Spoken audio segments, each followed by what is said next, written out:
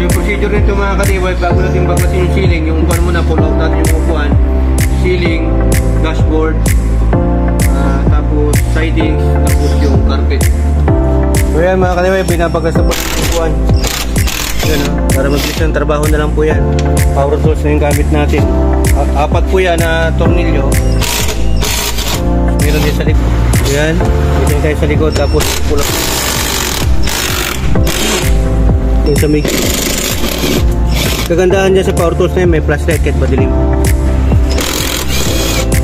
So yan, bubuhatin na po natin yung buwan. Pull out natin mga ka-DIY.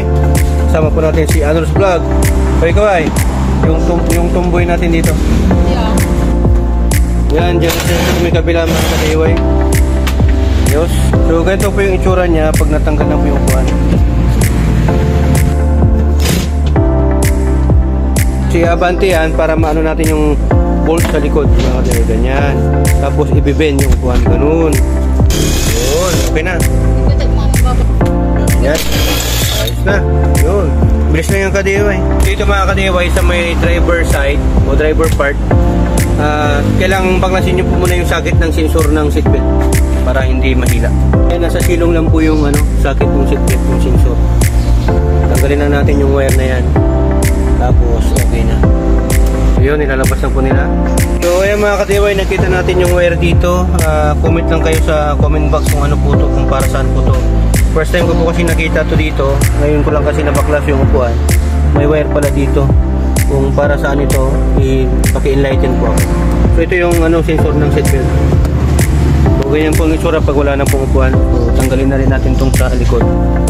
So ayan mga ka-DIY, tatanggalin din natin itong center console. Tanggalin muna natin itong knob, shift knob. Yan, spark po. Tapos tanggalin natin ito, may tornilyo dito. Ito. Tanggalin natin ito dito. Dalawang tornilyo. Tanggalin natin para matanggal natin yun. Tanggalin din natin ito mga ka-DIY. Tanggalin mo. Plus na. Yan. Tapos tanggalin natin yung mga tornilyo dito. Apat yan. Isa dito. Tapos yan. Kabilaan. Yan. Apat yan ang tornilyo. Phillips screw.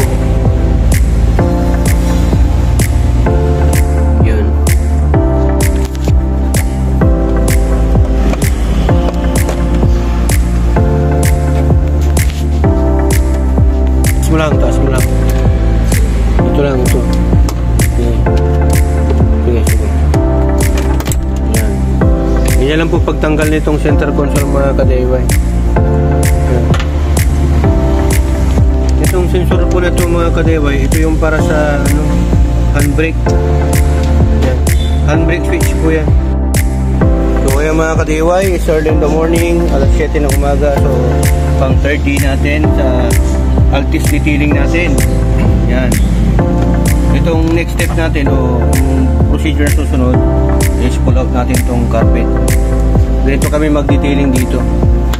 Yan. So yan, taas na lang itong clip na to para hindi masira. Tapos pull out natin yan. Yan. Ganyan lang. Pilain natin. Ingatan lang na yan pagka hindi mo alam yung mga yan, pinamamahayan na siya ng mga langgam na itim. Nag-iipon kasi sila ng mga pagkain nila mga ka-DIY. Kaya dapat ma-check natin lahat talaga ng mga to.